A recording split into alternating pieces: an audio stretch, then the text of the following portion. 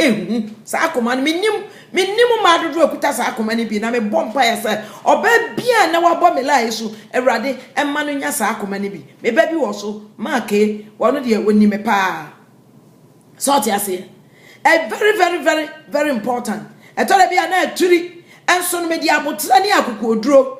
kakra na chesema ya na makona asam no a na matimi akoshem na matimi afixe ade no na me de aboa papa no na chese ye koyanim ade anka ye be betimi ni 3 days ya 1 day aye no obe star no ngonwona na bia ye de boso minsia na ekoye enso ni nyina achi no mempa abawo so na chese migusu na me hwe Awurade na egusu ni eboa me be hu se kronkron se me so wote me mudi a wo ye very gentle o ma me nkoya ade a me manim begu ase na abi aka no o ma me nkoya ade a nipa nyina betu ya no egu me so o ma me nkoya ade a ade anim gu ase be manyame so te ase so onyankopon soma wa wode na sam ene na somdwe edi asem na chi enti na Bible se wonnam agem sade enkorampa na Awurade no ahedan na waka wo ho na waje wo se wonnam agem sade enkora nyame nkronkron obahedan obeka wo ho na waje wo so enti ehia pa se ye nyina ye be yedan yebetimi afa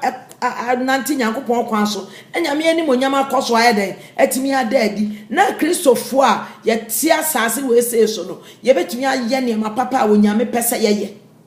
so ho afi 2019 yewuram eya afi pa a yewuram obi ni mu nsam eye nyame pe na ni mu asam so ti ase na ye misa se nyame nkrofo no eya eye nyankopon na kasa anase eya nimdie anase ya eye se nipa no ye no mo nanam ebi a ye John Kuobi ye no mo na John Kuobi enti bia ebi a na bia wo mo ho asem bia pie na bia yaka na yate bie na bia ya soma ye se ye nka ho asem eno so timi basa so ewiase niam nyina etwam eniam nyina twam enti de Yesu aka no esem ho se ebe ya adwuma so but niam etwam nyina no adofo no momma ne nya ye nwanwa ye hu with our eyes nyina ma ye nya ye nwanwa se ma niam nyina ye nwanwa ye unti nyame ase so enti emra so se ye nua bi Kristo ni bi fom a ye moa no ne ankata na dagya so wate ye moa no na Kristofo so ye sramo ana make us on konkran ne nam no we gentle spirit onye sakasaka onye basabasa on passam on penim guase etis was smawa one fenim guase eni akire Bible so onyame na hira na on fa were ho ni akire so te ase enti no moma ya nhye ye ho bose na ye nte ase ese 2019 onyankopon be pagya ye man no afri ba bi eginan e de na konanim 2019 Awurade be hye ne diri woni monyam ama nkola wo matoba ha wo nya adwuma nyanti wo nam basabasa no onyankopon ani monyam be dadi mese ya pe oyampo Awurade de wo hene bi ayimfo bi baba wo mo baba be so wo mani mu ama ono nyankopon ani monyam adadi na nyame anya ne die wo mu se ya kwaso se ya Satan ni wo oman no so ehene a Awurade be luso ne ma nyame onte saa Oma kwai Holy Spirit awani ya wahada bia wane ne papa wa mudi nkuta ho wode de wo form a da bia wode ko onsama wo ka kire ne nyina no wode ko so obemma wo bisade no ehon reply a instant no the amount on fama wa let us wode ato ho time nson enti mama Christopher yanya vigilant you fight for ourselves now you fight for the kingdom business. If you say, baby, I drew no a your con water. And I'm say, you drew baby, you drew Brumuntino. Day and night to be no massa. I feel no so soon in a year bunumo. So what my near me say you would have bunumu into by a careful. I want to obey your giant. I shall obey your giant. Over Jeremy, I will never saw quiet and sunny at home. but nso no ye nyansafo ye to amena mu a momi empagya ye ho na ye nkorate ye ho na hunu se onyankopon soso no Bible say ntia ba ho nyame wote aye pa wa ye God of discipline ebia no wasoma na wa ankoka ne yi a wotimi discipline em wani mu guase nyame timi yesa ebia no wasoma se wa anko ya de kura na no so wotimi ma ho kire we bi si Jonah yasoma no wa anko nyame ma na ho kire no ba later okoi so obi so wa yasoma na okọ enso okọ anu no so de ne de akoka ho eno so nyame obe discipline nyankopon your God of justice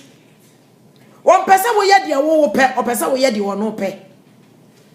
difference e woman say no na ma ono no wo ye wo nyame na wo ye church member so ti ase enti momi antwe adaje ya de akwan ye eduru ba bia kristoni for waso ti asam emie wa no ebia wa no eduru ba bia kasaketwa bi na mom tie de ekoso say ye tie nsama ekoso a yentimi defend ye ho o na mom ema ye hunu nyansa etu anama wa be hye kristo animonyam say wan hia nyansa wo de betu anama wa be hye kristo animonyam a wan hwe ya da bia wo be ye de open so na wo fum nyame ene onyame wa ne pare ye wate o kristo ni bia se omo ani da ho awieye bre ya ye wo mu yi enche na yesu aba enti ese omo ani da ho efise se wa ma wani anda ho a wo be kwa akoto eja bi mu na wanhwe ya wonya obi nso mu ma wompie fise nyame won pensem fon nyame ni trimo odi kakra o masa nyankopon pensem hu no won pese wo ye basabasa o pese wo ye basabasa na didine da wo so se ne ba ne wo no enti mumi anhwe se ye onyame na eye eda na ye no na wo mo di Yesu Kristo ko gina badwafo na nimu no na wo mo bisa no question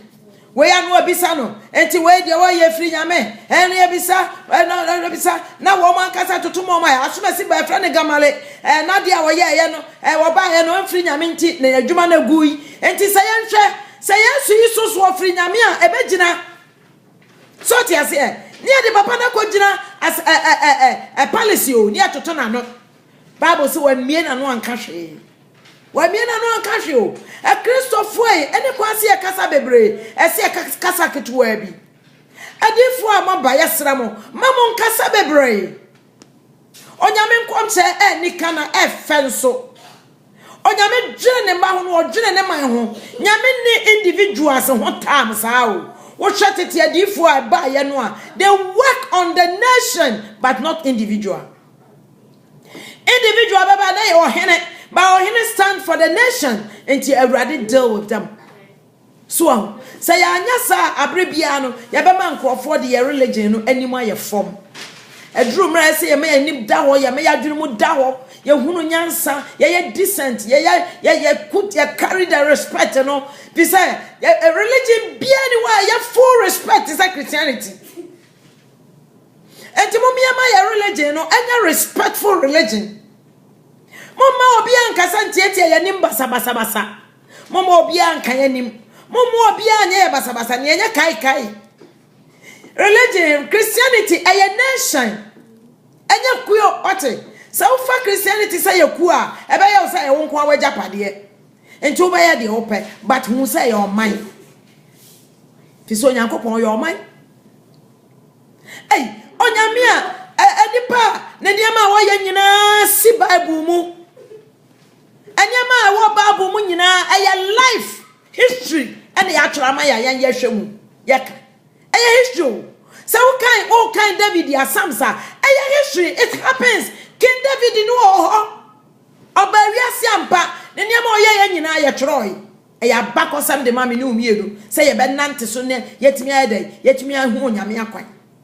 Yesu ya ka ne ho asam New Testament papa yi oba ye ne ka ne ho asam da Old Testament and the New Testament so obepie ho so ti say papa no oba life or he was a life man he came in life oba life physical personal oni ni pa bi be nante we yesu for free wa wo frabusiam so ti say thank you Papa Kofi ofrabusiam Yesu na ya kana sam na edi agro ya rough Christopher ya pa agro dodo Agro wo Christians ani so dodo. Agro wo your pastors ani so. Agro wo your prophets ani so. Agro wo Christopher your life from too much. God is a serious God. We must follow our God as a serious God, a serious man. Oh, yes, we are can assembly about life. And yama obey your life. Many people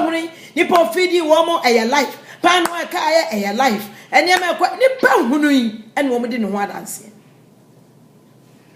Walk on you now when you're share for a casa may come as a BME, Nina, a sea life or costro, your hono. Nipa hono. Wa maami a wacham no wo no odi adanse ese me wo be me bia ne afra na agenkwa Kristo Yesu Kristo bibia your life enye me see Adam a garden of Eden throne mu a life esi yampa nyame bo nipa bia afra na Adam no ada ho me yi ne fempade ye wo ba ka no ho wo no okoda no ni nyina wo ho aduaba e ka so woni a wo kodi ni nyina si Adanti na esi ni aduaba no akodi aduaba na afa die aduaba wura no e ba ya wo kata ho ho na chese wakodi aduaba no osimfa wo nkoka oba no o na nyame ni mu bre ebra wa hyehyɛ ato wo se sa bra no so nyame ni mu se enipa ba wo nyame wonim no oba ka no ho no no otwa kwa ode tokroto no ho no so onya dan nyame ni mu se obema ifo awo but na wo twɛn that ada appropriate am wa kire wo mu ekwan ya fa so see go school no eya ne ye kire say dey see sex ye kire say dey wo se ne wo yire anansa wo kunu ebeda ye kire ni nyina emakuo mo so na mo kotra makuo a mo suehwe sa na ema ni nyina enti nyame ni mu da na nko obe kire ni paade ena enkrofo yi eni ahote dodo eni asodenti wo mu edi papa ye ni mu kan. And then see life. So God is a God of planning. Or niema. And it's a one trust and one said me ya will be a big mistake. I don't know. Tenasina said you when yame. Nasa also said yame ya and my usru yame. So a drum ra. Minimusania maybe or a banner rather the Casachla Christopher nyina and you also ban pankon and one it goes to all Christians. Send the bian as ya castle, baby, or I drew as ya can too. A boy and Yamekran was Sumaya so not appropriate time. Obamea Casa. So I say, so our mouth time Obama Casa. Now I would didn't anymore. We a mistake. So Enti direct here. When the Spirit of the Lord directs us, we will never make mistakes. And there will never be chaos and confusion. So I say. Enti mommy and Kai Musa, as I see where I was when you were both go be a friend on Kron. So what time on Kron, Epajani Sin Chaya, you no more have no boafo, and Tibuaf will be any life. I don't know. Obaso share what. Unya boafo bia bio enti abre bia no woni boafo wonko upaja no abre no agya to onso woni boafo a oboa wa abre bia mistakes nko ana pe fisa wonko upaja no abre so enti ena nwumrei meni adofo e kasa se nyame mba aya momi enya abotre na yenka ya no ntum ne entrasedin ne entie ye onyame pese wo ka kire Aya mummy enya abotre ne entrasedi na awrade pushi yeseko. Bible say when the Spirit of the Lord comes upon you, you will have power to overcome every challenge. You have power to move in the will of God, not in the will of man. You have power to declare the glory of God, the works of God. You have the power. And it's on Yankupon Kron direct you to declare